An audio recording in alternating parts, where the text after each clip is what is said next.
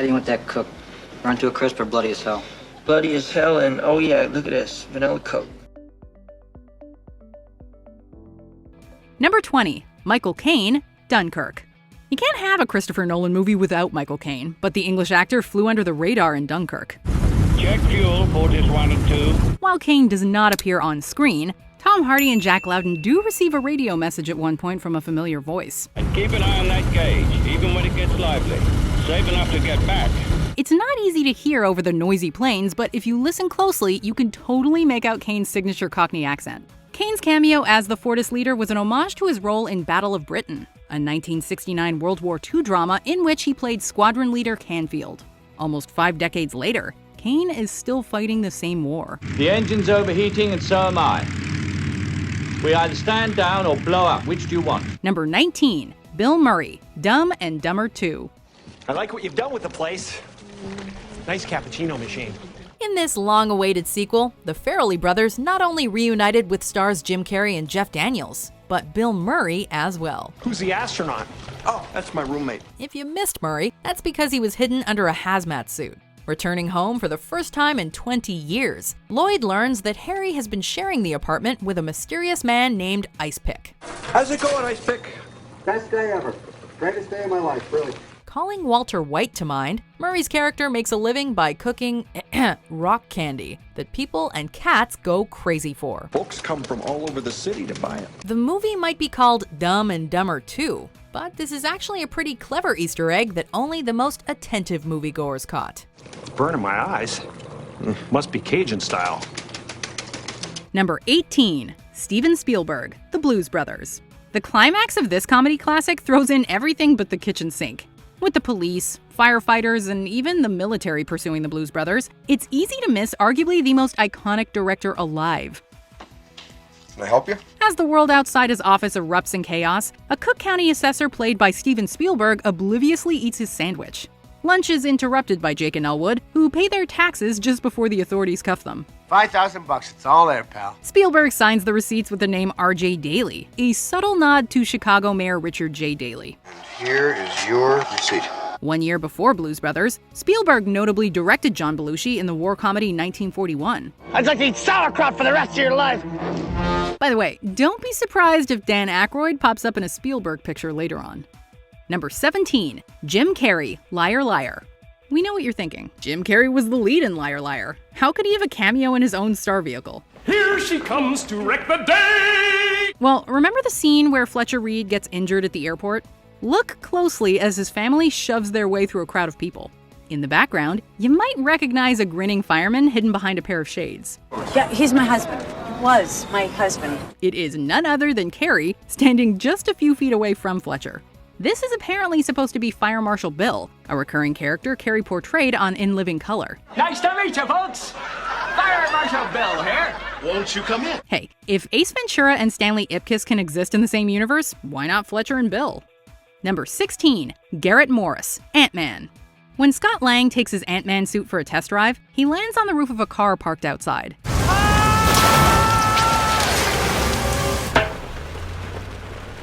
The driver is played by comedian Garrett Morris, who was a cast member on Saturday Night Live from 1975 to 1980. What the hell? At first, this may seem like a random cameo, but hardcore SNL fans will notice its significance. In a sketch entitled Superhero Party, Morris appeared as Ant-Man, along with host Margot Kidder as Lois Lane, Bill Murray as Superman, and various others. What are your superpowers again? You talk to the ants, is that it? Well, partly, but mainly I shrink myself down to the size of an ant while retaining my full human strength. While a parody, this was technically the first live-action portrayal of Ant-Man. Ant-Man is heckled by the Flash and Hulk, who don't think his powers are anything particularly special. Ant-Man and his costume have certainly come a long way since then. Oh, best stay out of this guy's way. Oh, every molecule's quivering now. Number 15, Nathan Fillion, Guardians of the Galaxy. Check out the new meat. Nathan Fillion is a regular in director James Gunn's movies. He's also best known for playing Malcolm Reynolds, one of the most beloved starship captains of all time. Naturally, Fillion had to pop up somewhere in Guardians of the Galaxy. Even the most die-hard sci-fi fans missed his cameo, though. I'm gonna slather you up into Navi and jelly. Go to town. Upon arriving at the kiln, our heroes come face to face with numerous monstrous inmates. Fillion voices a blue thug that gives Peter Quill an especially hard time. Luckily, Groot has Peter's back and the thug's nose. Number 14. Kristen Wig Her. The following are adult female, can't sleep, and want to have some fun. This film follows the romance between a man named Theodore and an OS named Samantha. Before Theodore falls for the disembodied voice of his dreams, he tries to make a connection with a fellow lonely soul. An unseen Kristen Wig voices Sexy Kitten, a woman that can't sleep and wants to have some fun. Hi, I'm here alone and I can't sleep. Who's out there to share this bed with me? Initially, she seems like an ideal candidate for a phone sex hookup. When she starts talking about dead cats, however, Theodore suddenly loses his sex drive. Many people didn't recognize Wig's voice, although they probably should have in retrospect. After all, she's one of the few comedians that could pull off this role with just the right balance of quirkiness and kinkiness. I'm pulling it. The cat's dead. It's a dead cat around your neck, and I'm pulling it. Number 13. Cameron Crowe Minority Report. Not even the precogs could have foreseen this cameo. Wanted for a crime that hasn't happened yet, Chief John Anderton's name and face are soon plastered over every newspaper. Anderton is spotted by a passenger sitting across from him on a train.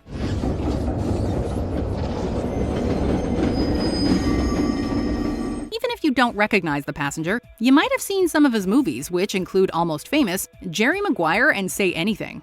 Cameron Crowe isn't the only famous face on this train, as Cameron Diaz can also be seen sitting behind him. What's the common thread here?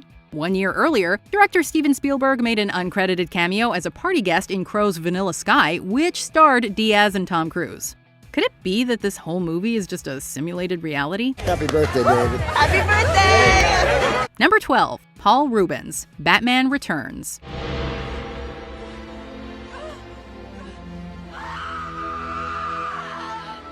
Previously working with Tim Burton on Pee-wee's Big Adventure, Reubens' appearance in Batman Returns saw him play a completely different kind of character. Perhaps that's why he slipped by unnoticed. The usually eccentric Reubens stars as Tucker Cobblepot, a restrained, distant man who views his newly born son as an abomination.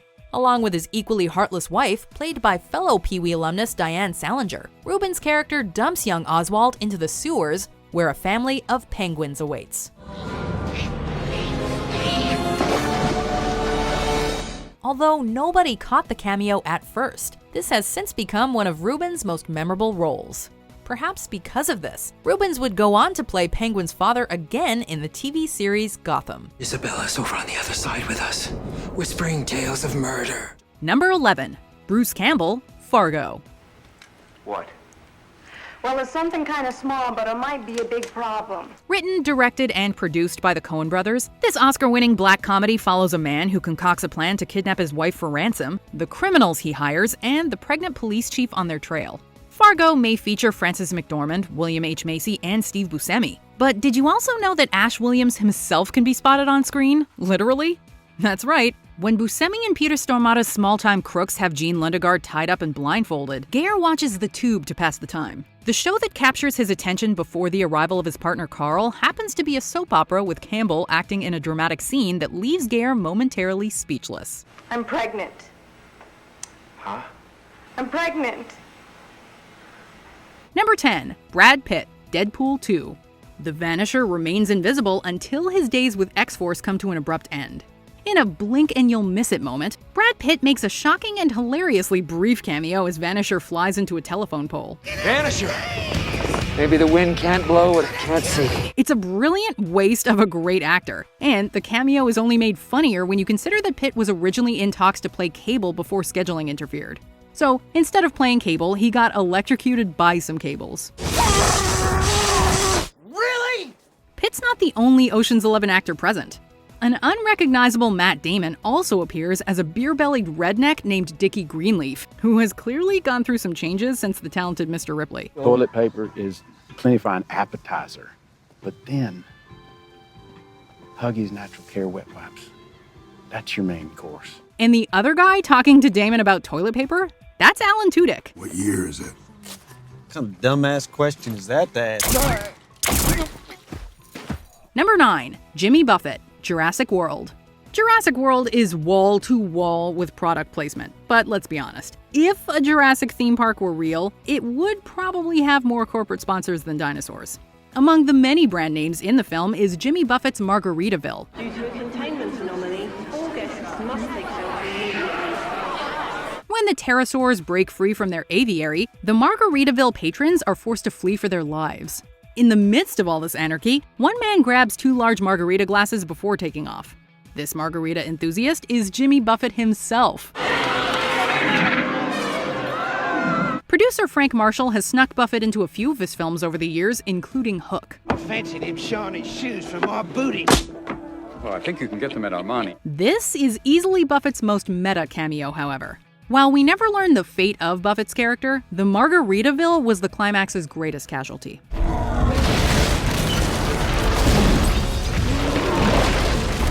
Number 8. Lucy Lawless, Spider-Man. We all know that Bruce Campbell appeared throughout the original Spider-Man trilogy, but he's not the only actor with close ties to director Sam Raimi. What's your name, kid? The human spider. The human spider, that's it? That's the best you got? Yeah. Oh, that sucks. As Spider-Man rises up as the hero New York needs, several residents share their thoughts on the web-slinger. This is not a man. My brother saw him building a nest in the Lincoln Center fountain. A punk rock woman is turned on by the idea of a guy with 8 hands. Guy with 8 hands. Sounds hot. Given that she's best known for playing the titular character in Xena Warrior Princess, it likely didn't occur to you that this New Yorker is Lucy Lawless.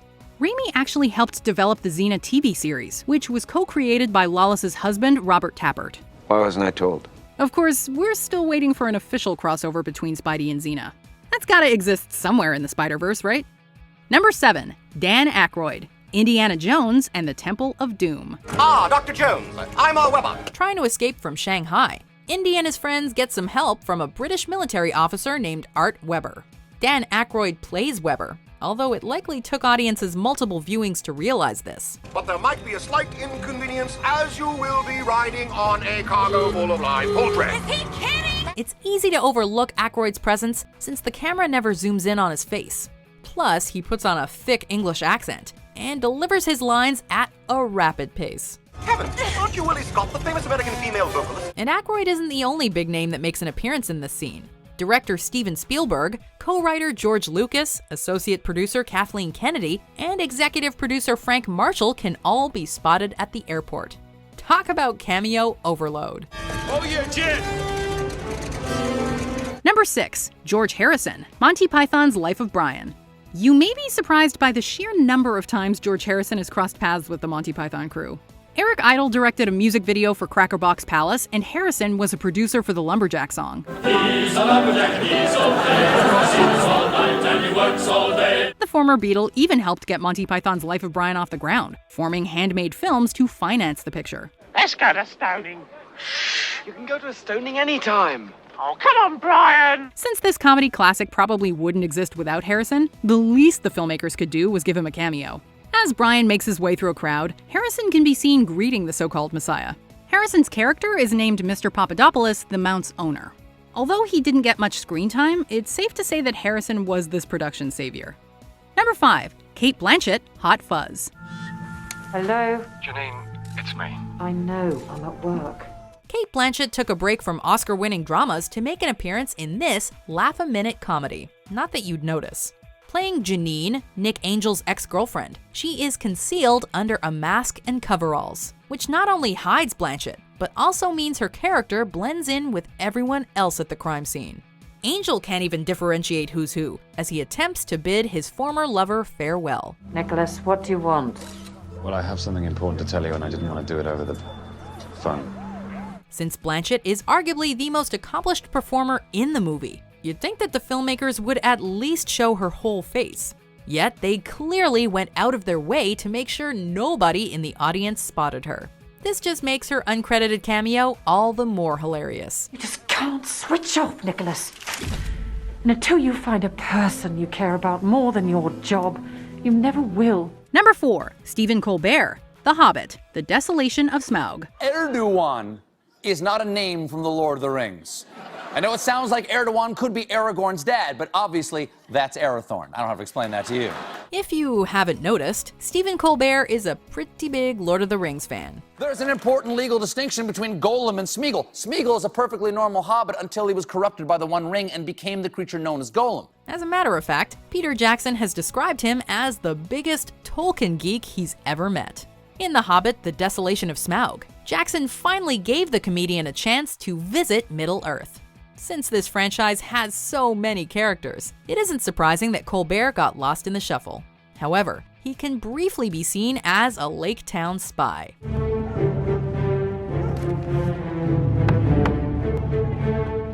He's only on screen for a few seconds, but at least Colbert can say that he's officially part of Tolkien mythology. Colbert returned the favor by letting Smaug crash in on the Colbert Report. We both live in gated communities, and we're both fiscal conservatives who sleep on giant piles of money.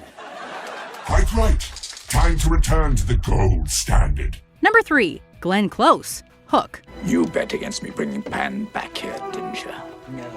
Hook has a couple of fun cameos, but this one is by far the sneakiest. Hiding an Oscar-nominated actress in plain sight is no easy task, but director Steven Spielberg pulled it off in this scene. Say it. I did. Yes, you made a boo-boo. I did. Captain Hook isn't at all pleased with fellow pirate Gutless, played by an unrecognizable Glenn Close. As punishment for doubting him, Hook condemns Gutless to the boo box with a couple of scorpions. The boo box. Yeah. Although Gutless is supposedly a man, it wasn't uncommon for women to disguise themselves as male pirates, so perhaps that's the basis behind this cameo. It also wouldn't be the last time Close has done drag. You never wear a dress. Number 2, Steve Buscemi, Pulp Fiction. Hi, I'm Buddy. What can I get you? John Travolta and Uma Thurman are nothing short of captivating during the Jackrabbit Slim scene in Quentin Tarantino's Pulp Fiction. Since all eyes are on these two, audiences often fail to notice Steve Buscemi as their waiter. Dressed as Buddy Holly, Buscemi's character serves up a bloody-as-hell steak and a $5 shake with no bourbon. How do you want that cooked? Run to a crisp or bloody as hell? Bloody as hell, and oh yeah, look at this, vanilla Coke. Buscemi previously played Mr. Pink in Tarantino's Reservoir Dogs, which is technically set in the same universe. So does this mean that the waiter is actually Mr. Pink hiding from the police? If so, he's doing a great job at keeping a low profile. How do you want that shake? Martin and Lewis or Amos and Andy? Martin and Lewis. Before we unveil our number 1 pick, here are some honorable mentions. Wes Craven, Scream. Damn little shits. What'd you call me? Huh? Not your friend. Bradley Cooper, 10 Cloverfield Lane. Michelle, please don't hang up. Just talk to me, okay?